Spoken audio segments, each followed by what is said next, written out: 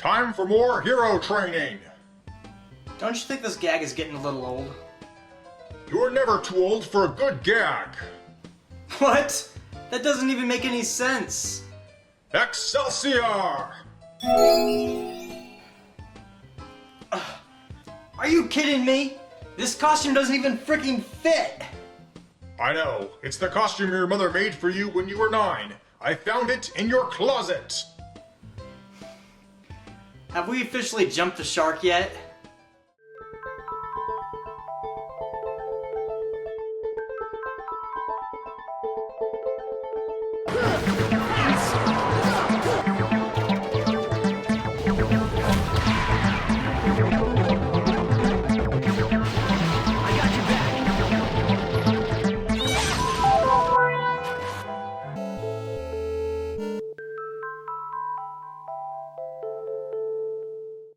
Marvel Ultimate Alliance was a game developed by Raven Software and published by Activision in 2006.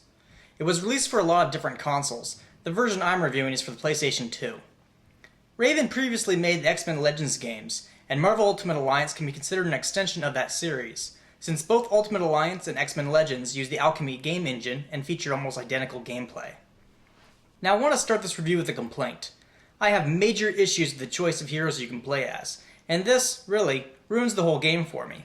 There are the A-list heroes you expect to be able to play, like Spider-Man, Captain America, and Wolverine, but then, for some inconceivable reason, there are C-listers like Moon Knight and Spider-Woman. You know who should have been in this game? Squirrel Girl. Never heard of her? Well, you must not be a true Marvel fan then. Every real Marvel fan knows Squirrel Girl is one of the coolest, most powerful comic book heroines to grace the pages of a book. She is a mutant with the proportional strength of a squirrel, an overbite that can cut through oak, and the ability to communicate with squirrels.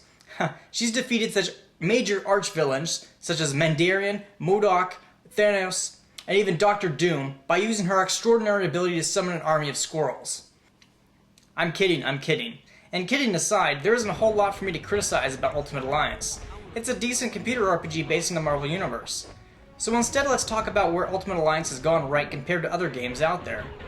For starters, the enemies are appropriate. The majority of licensed superhero games have the hero fighting all kinds of bullshit like bubbles and rocks. Ultimate Alliance has the heroes battling enemies appropriate to their stages, like Shaolin monks from Mandarin's castle and agents from MODOK. The balance of the game is about right, and it's clear they actually playtested the game thoroughly. That by itself makes Ultimate Alliance legions better than most superhero games out there. The game also has a somewhat believable story. Well, at least as believable as you can expect from a Marvel comic book. The Masters of Evil have reassembled, this time under the leadership of Doctor Doom. S.H.I.E.L.D. has put out a call for heroes to assist in thwarting the supervillains. It's not an amazing story, but the important thing is that the story isn't incredibly stupid or worse, non-existent like many other licensed superhero games, and again, it's appropriate to the genre. The characters' personalities are exactly as you expect them to be, and the inclusion of voice acting is a nice touch. The heroes even sound the way you'd expect them to, and what they say matches their personalities. You could tell there was a lot of love put into the game's script.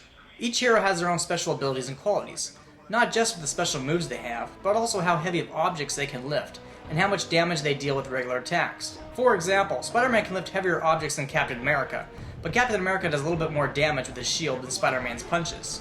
The RPG elements of the game go beyond simply having character levels and earning experience. Characters can also equip items gained from defeated supervillains. Characters can also spend shield points gained by defeating enemies to unlock and upgrade their character abilities. Something I think is unique is that some of the heroes' abilities are tied to their alternate costumes, so to use some of these bonus skills the character must be wearing a specific costume.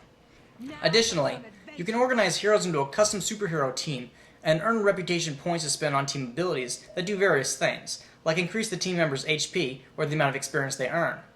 The thought put into the ability system is rather impressive for a licensed comic book game, and I'm glad the developers went the extra mile. There's even limit breaks.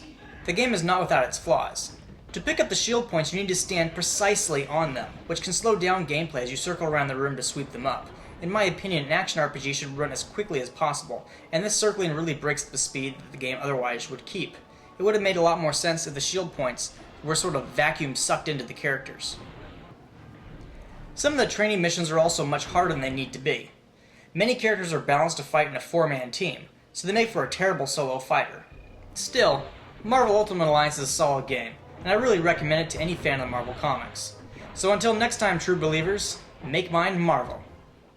So do you think it's possible we could, like, stop doing the job change gag? Never! It's the only thing we've got going for us.